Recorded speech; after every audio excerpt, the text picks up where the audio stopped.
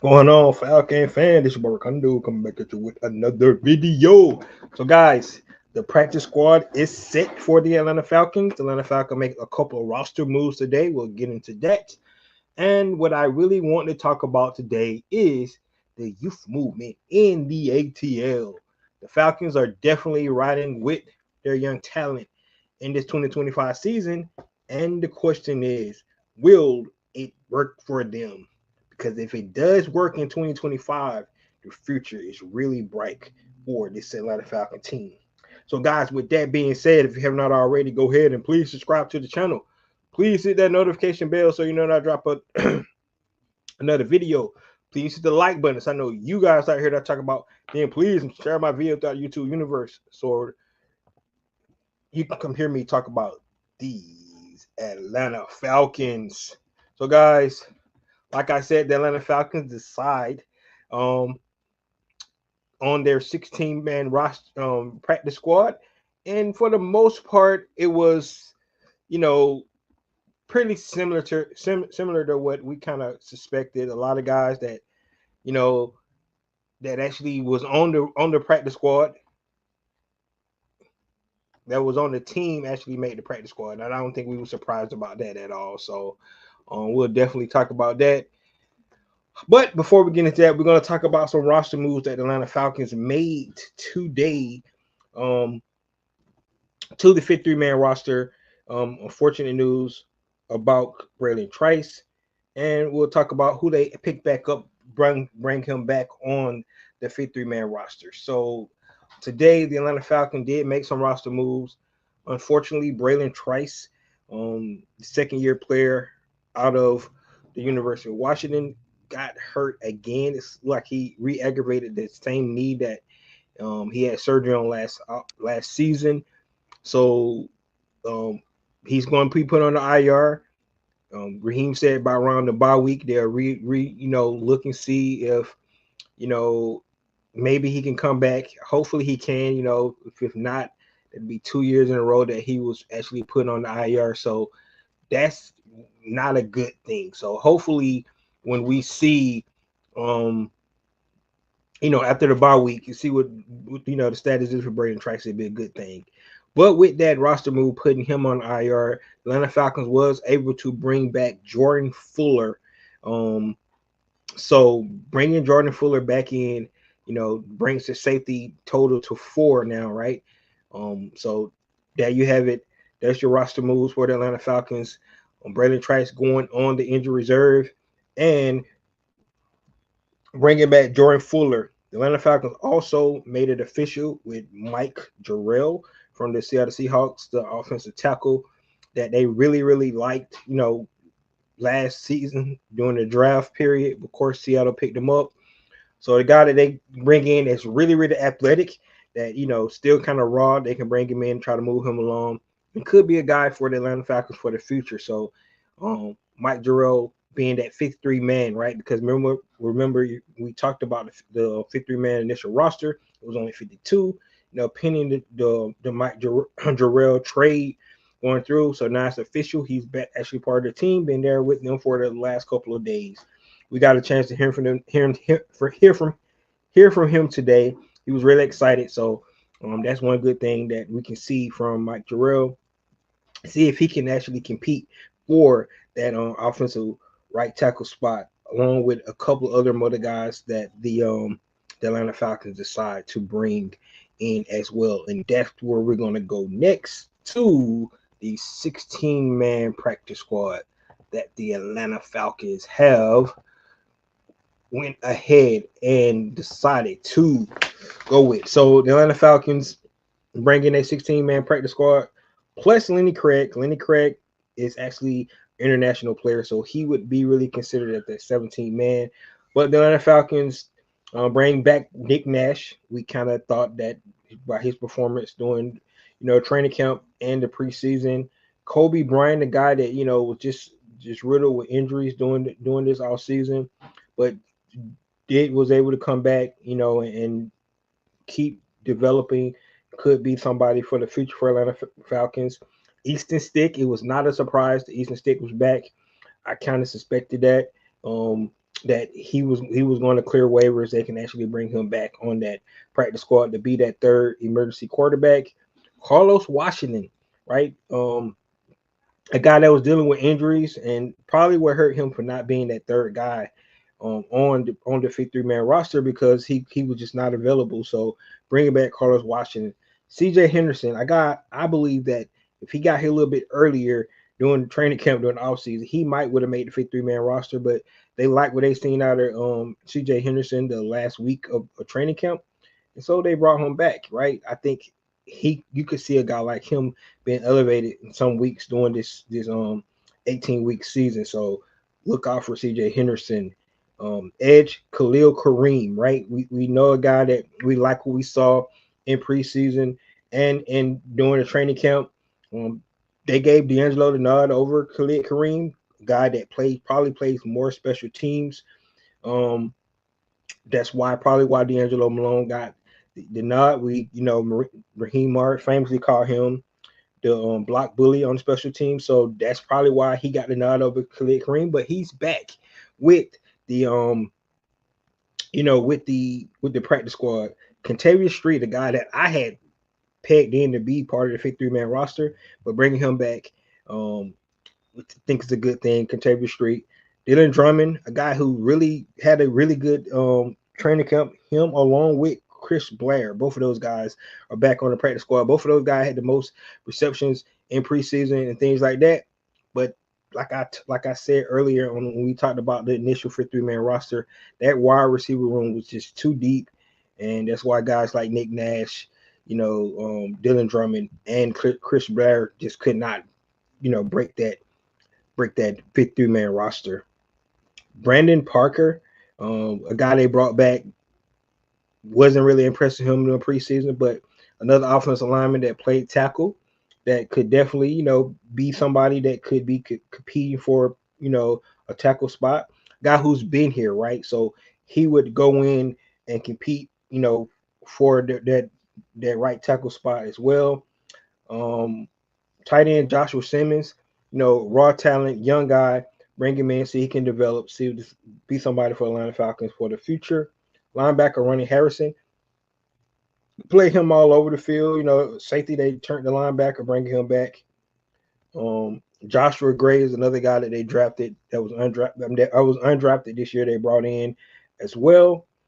Two new additions that they added. They brought in that got released by other teams was offensive lineman Ryan Hayes and offensive lineman Carter Warren. Both of those guys actually was on other teams that got released that they brought in. So both of those guys, again, trying to get spun up, learn the playbook, along with Mike Jarrell, add them to that room, try to create that versatile offensive line.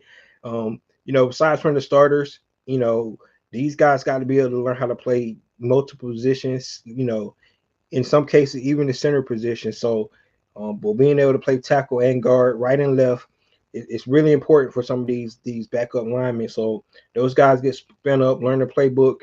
You can't substitute the continuity and being together. So it's going to be a while for those guys to get spun up and create that chemistry. But glad they're here. And the most important thing right now is just the Tampa Bay game. So that's one of the important things. Then last but not least, like I said, the international player is Kenny Clark. So Kenny Craig. I said Kenny Clark. Kenny Clark is who the Michael Parsons got traded for today. If you guys didn't know that. So Kenny Craig coming back. He's an international player. So when you're looking at this list, that's only 15. Is one guy that I thought they was definitely going to bring back, which is interesting. That's Simeon Barrow, right? He's the guy that I felt like should be part of this 16-man roster. I thought he looked good in his minutes he had in the preseason game. Just to add another young undrafted defensive tackle to that 16-man roster, I think practice squad, I think would be good, right? Listen to Terry Fontenot when he talks about the 16-man practice squad. He talk about it's a 70-man roster, right? And if you add the Kenny Craig in, that's why he said 70. So that's the way he looking at it. He looking at it as a full roster, not because if you study the Falcons over the last 4 or 5 years, they actually have been elevating a lot of these guys up to the practice from the practice squad to the the game day roster. So don't you know don't don't think that that will not happen. Guys like Contavious Street, Khalid Kareem, like I said, C.J. Henderson, I mentioned him. Um, any of those receivers, we still don't know about the well-being of Darnell Mooney, who did come back to practice today, but we don't know if he's going to be ready for game one. Ray McLeod been dealing with something, so you don't know if any of those guys are going to be 100% ready to go. So some of these receivers that they brought back on the practice squad could definitely get elevated to the 50, to the 48-man roster that they utilize for a game day, coming up here September 7th. So be on the lookout for that. But guys, that's their practice squad. That in a nutshell, I think the Atlanta Falcons did a good job. A lot of these guys that they had in training camp that they started to develop that need more time. The developmental program. I know when Arthur Smith was here, they call it, the D plan or something like that. And having, especially for the offensive lineman, right? Having, Dwayne Leffert here for so long, building his system in place. That offensive line it's been there long, so you can get those guys. You look at a guy like Ryan Newsel that started undrafted, now he's our starting center. He earned this spot, so it could be same said for some of these other young guys. Guys like a Jack Nelson who struggled, all off season long, preseason games and so forth, but get into the program, get beside some of those veterans like Jay Matthews, like Chris Lindstrom, like Matthew Bergeron, right? And you could actually start to, develop and get the chemistry and get that confidence, right? Because that's what you want to be able to. They feel like you got the skill set to be able to do it. Sometimes it's just about experience, confidence, and going through your struggles. Sometimes it might not work out because you guys do remember our other left guard that we drafted that did not make it here. So and that's just the way the cookie crumbles. All right, so guys, let me know what you think about the 16-man practice squad. Let me know what you think about the roster moves that the Atlanta Falcons made. Bringing back Jordan Fuller, Brandon Trice, unfortunately, going back on injury reserve.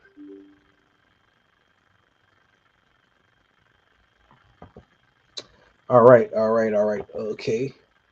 But guys, the real reason I wanted to talk to you guys today, and it was really about the youth, the youth movement that the Atlanta Falcons are definitely going with this season in 2025, right? And I can't really recall. I think if you go back to the 2016 season under Dan Quinn, they had a lot of young guys play, on that Super Bowl team. Deion Jones, Keanu Neal, right? Grady Jarrett just in his second year. A lot of those guys played major roles for the Atlanta Falcons. Um, so when you're thinking about that, um, here's opportunity for Raheem Morris, who remember that, and also what he was able to do with the young class he had in Los Angeles as well, is take some of these guys, and in my opinion, if you can get some of these young guys to you know play well this season, you have guys for 4 years right off the bat that's only going to get better and better throughout us. So you're building a really good solid unit, and this is the one time you can say, you know, Terry Fontenot just won it, man, because with the youth that he's able to bring in there. So with that being said, Raheem Morris reported today that Xavier Watts and Billy Bowman both won the competition that they was in at the nickel position and the second safety position in the side, Jesse Bates the third. So that is awesome, right? You add that with the two first round talents that the Atlanta Falcons drafted as well, and Jalen Walker and James Pierce, who might not necessarily get the start, but they're gonna get a lot of playing time, behind Leonard Floyd and Armor Ebiketie. So I think this youth movement it's really good, right? And then you put those guys with the second year guys and Rook Roy and Brandon Dorless. And I don't want to forget about Brandon Trice, but he went down again. But then you look at a guy like DeMarco Helms, you look at Zach Harrison, right? All those guys are young. This is a young defense, right? And if they could show some growth and some improvement in 2025, right? It's just going to make bode well for the Atlanta Falcons in the future because you have a young, talented team. Now, when it comes down to the business side, that's when it get kind of tricky, right? Because you can't pay everybody. But you know, for the next 3 or 4 years, the Atlanta Falcons could definitely have a really, really good young defense, and then you can start trying to name these guys. You look at a young defense like the Legion of Doom, right? Legion of Boom that the Seattle Seahawks had, right? We saw what happened with that. Like I said, once you start to pay the quarterback, things start to get kind of difficult down the road. But looking at this young defense, man, I'm really excited about the movement that they're going just to have the just to say, hey, we're going to do it, right? You get rid of some of those veterans. They get rid of Morgan Fox, guy that they brought in, a veteran guy. They cut Jordan Fuller, even though he's back today, but they cut him as well, another free agent that they brought in, and they decided to go with their young talent, right? Billy Bowman, a guy beat out D. Offer, who's been here a couple of seasons, right? You beat him out, put him in that spot. Who's going to have some growing pains? Let's be really be honest. These guys is definitely going to have some growing pains. What's going on, Maggie T?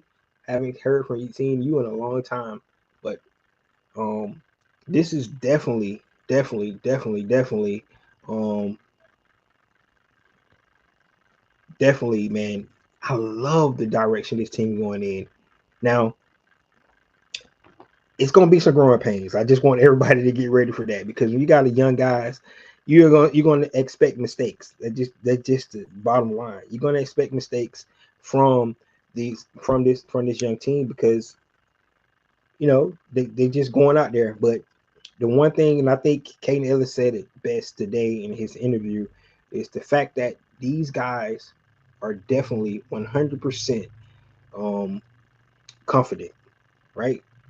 Right. If you look at what they was able to do in college, right? Especially Billy Bowman and Braylon Trice. I mean, not Braylon Trice and Xavier Watts, right? They led the NCAA in turnovers last year, the last 2 seasons, both of those guys, right?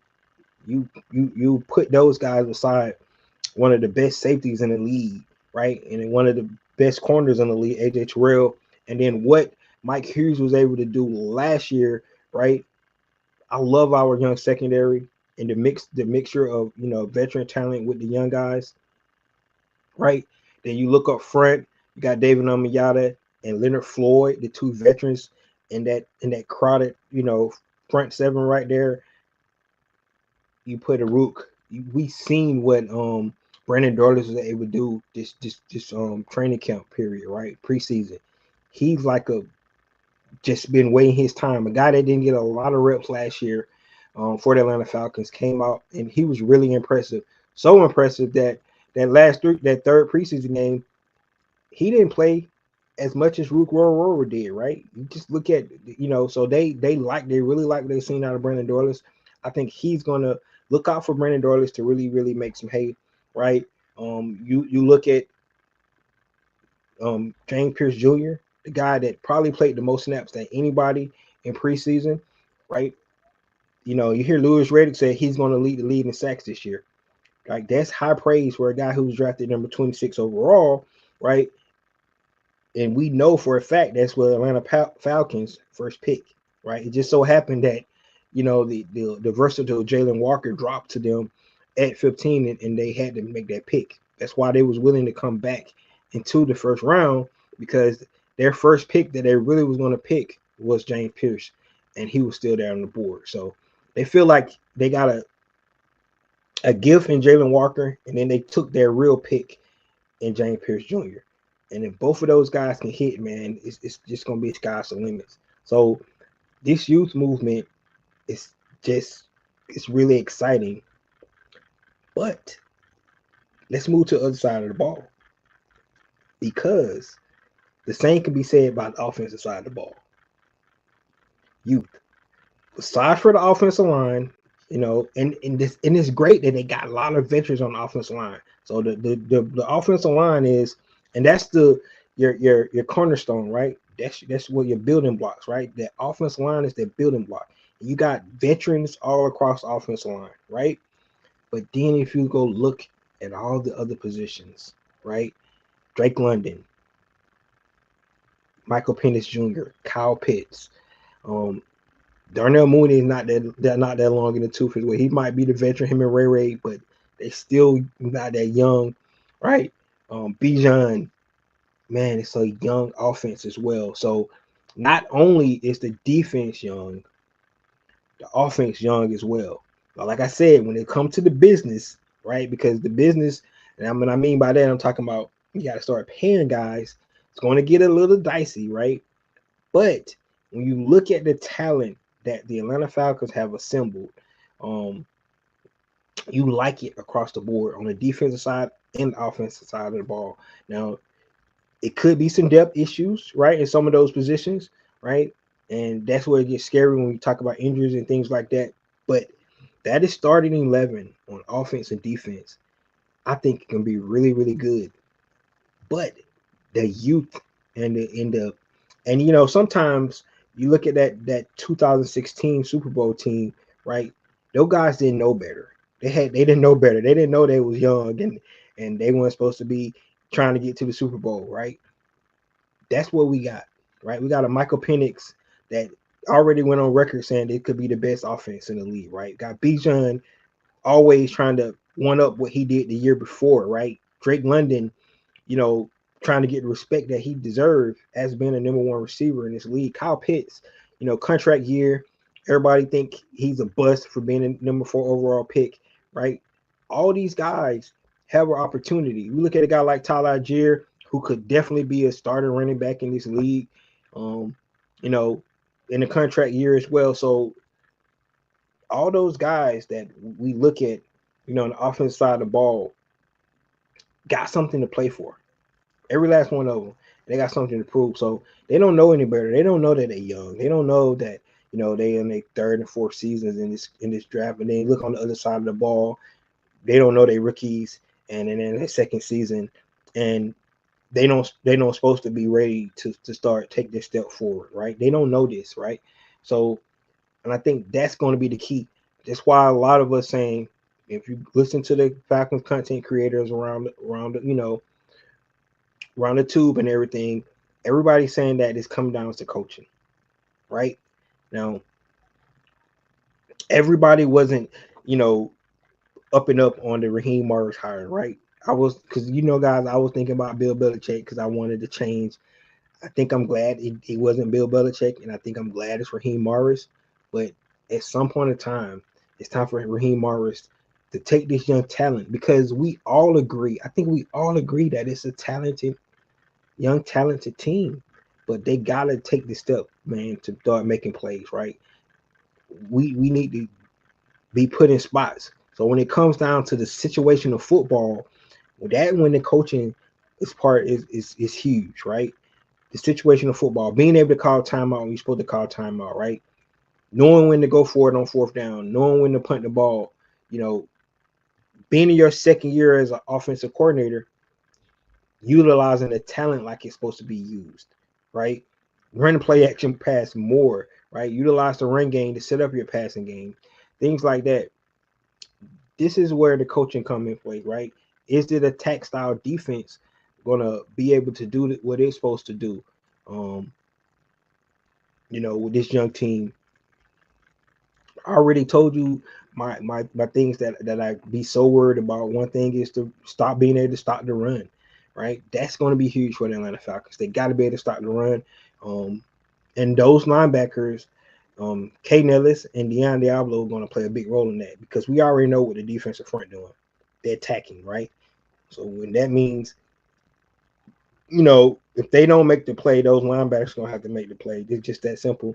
And then you got guys coming down, in that secondary, guys like Jesse Bates, Xavier Watts, Billy Bowman, who's a little firecracker, going to do what he does as well.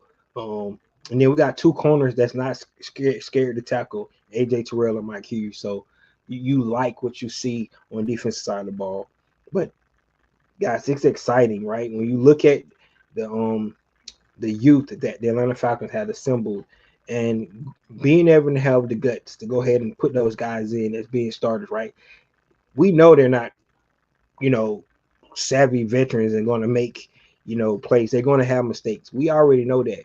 But being able to go ahead and get those guys the experience when a lot of people may say Raheem is playing for his job, right?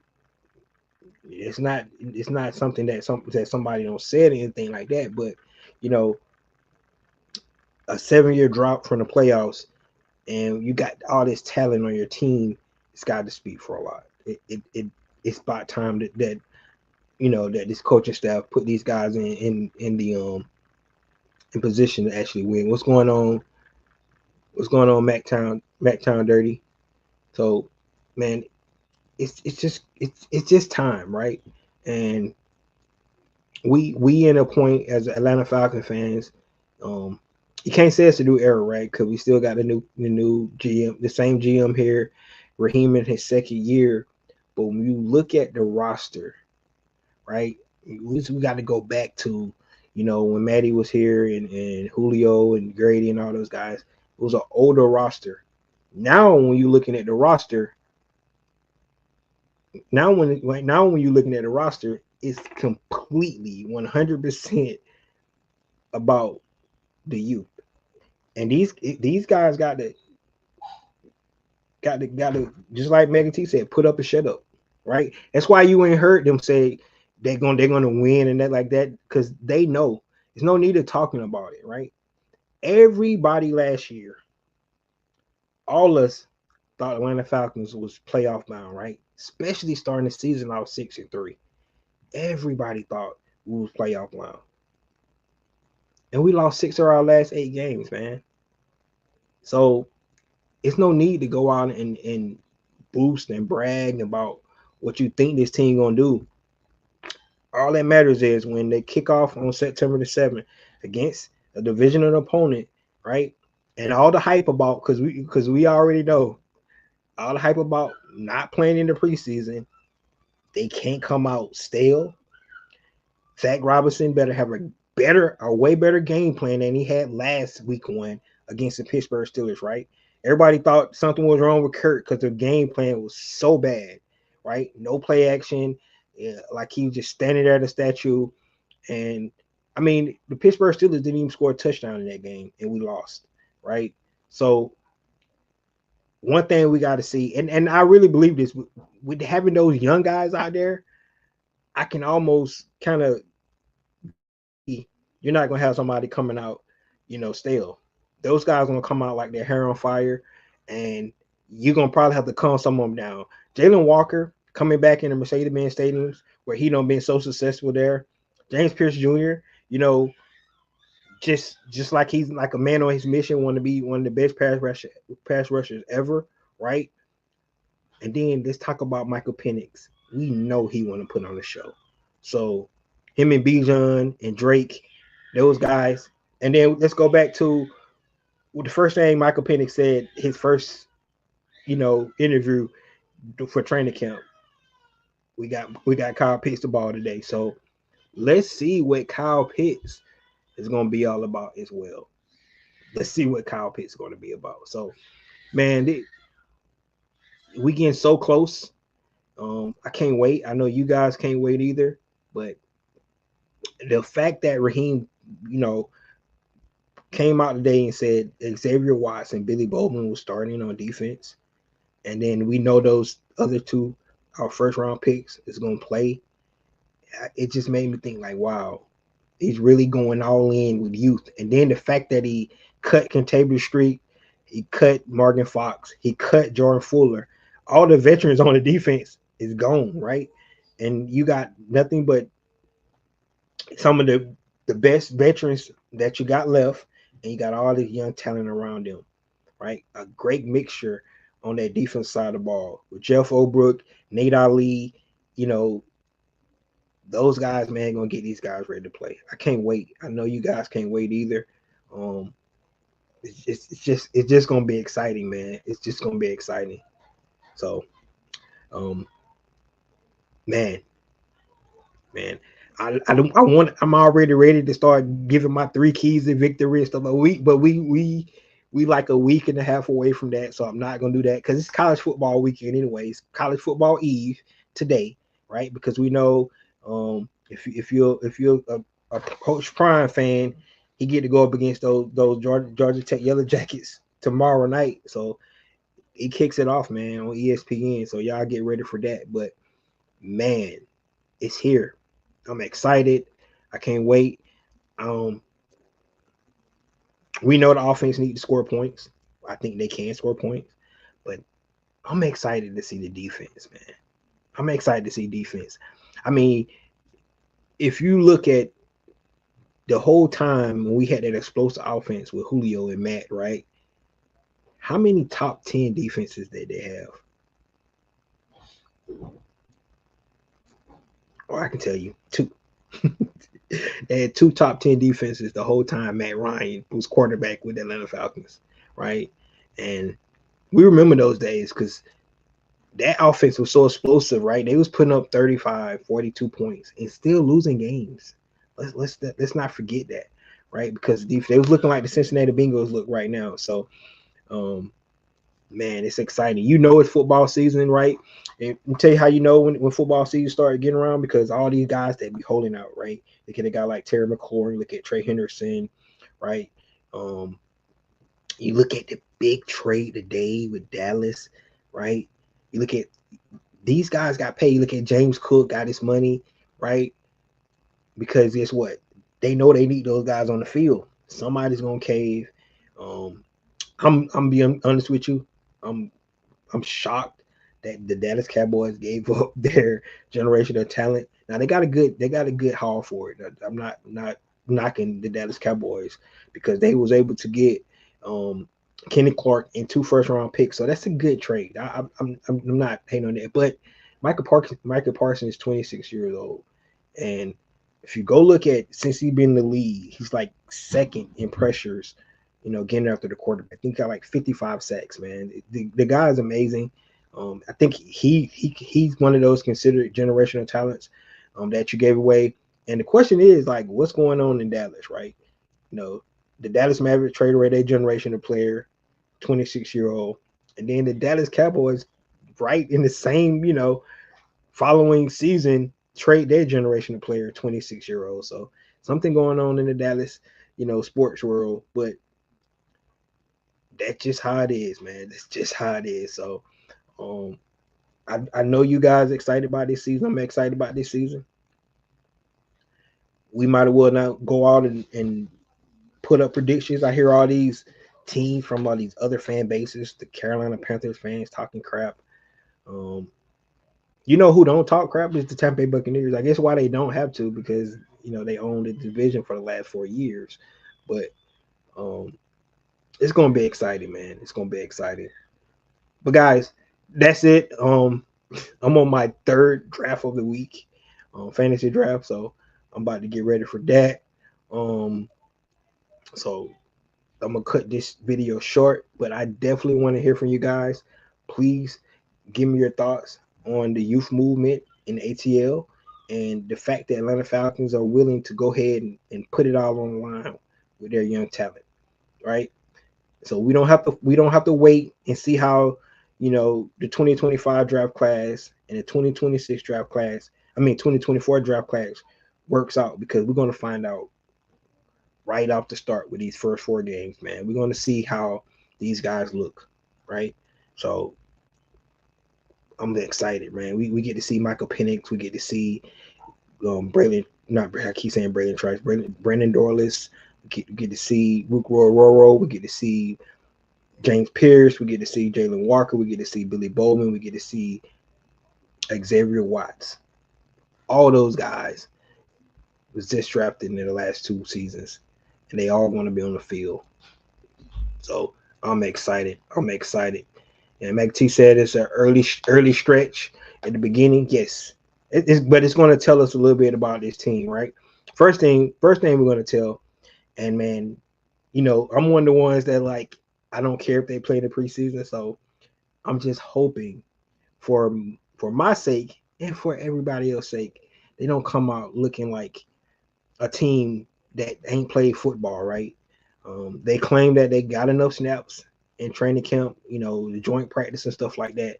Let's hope that rust, that everybody thinking they're gonna have, it don't happen, man. Right? Because that's what happened last year. It really did. Pittsburgh came out, and they looked like they wasn't ready to play, and then they lost. Now that Monday Night Football game against Philadelphia, man, they was balling. They was balling. Philadelphia should have won that game if Saquon catch that pass, but he didn't, right? And then put a 2-minute drive all the way down the field and pulled the win off. So, you know, spoiled milk should have could have would have, but he didn't. Um, so let's just hope. You know, I think I got them beating the Bucks. Right? We swept them last year, so I don't see why we can't do it again. Beating the Bucks. Um, maybe losing to Minnesota, but I'm not 100% sure because I don't know, what JJ McCarthy is going to be able to bring to the table. So, it's going to be interesting. I do like Brian Flores' defense though. So it's going to be interesting because he really going to put it on to Michael Penix, a young quarterback trying to get it out. We're going to win the Carolina game, and then we got to get some revenge on the Commanders. So those are our first 4 games. Let's see, can we win both our division games, and then split the two other NFC opponents. If the Atlanta Falcons do that, be 3-1 in the first 4 games, that would really be good for them. So let's see if they can pull that off. But guys, we're gonna talk about all this starting next week. We start doing the keys to victory and things like that, and get back into a rhythm, right, of the season. So I can't wait to start, getting into that. I know you guys can't either. We'll find out who's going to be our left tackle. We heard today that it's 3 or 4 guys that's I'm not right tackle. I said left tackle. We know who left tackle going to be. That's Jake Matthews. Our right tackle, Elijah Wilkinson, Jack Nelson, Brandon Parker. None of those. Brandon Parker and Jack Nelson is not going to be the guy. If it's between those 3, it's going to be Elijah Wilkinson. But I believe they want Michael Jarrell to have opportunity. He's got to get spun up with the playbook. So I don't think he'll be ready for week 1, but he could definitely be somebody that they could be looking at down. And then you look at guys like Ryan Hayes and Carter Warren, another guy that other 2 guys they brought in. They get spun up on this offensive line. It could definitely be something that they could, probably look at as well. But guys, as you have it, I'm about to get ready for my 3rd draft of the week, man. And I still got 2 more to go. So after I do all my drafts, I come back in and give it you guys, let you know who I picked in my draft picks, and y'all let me know how y'all think I'm going to do this year. But other than that, thank you guys for tuning in today. Let me know about bringing back Jordan Fuller. The unfortunate news about Braylon Trice, and then what you think about the 16-man practice squads. And are you ready for the youth movement in the ATL? This is your boy Ricondo coming back at you with another video. Peace.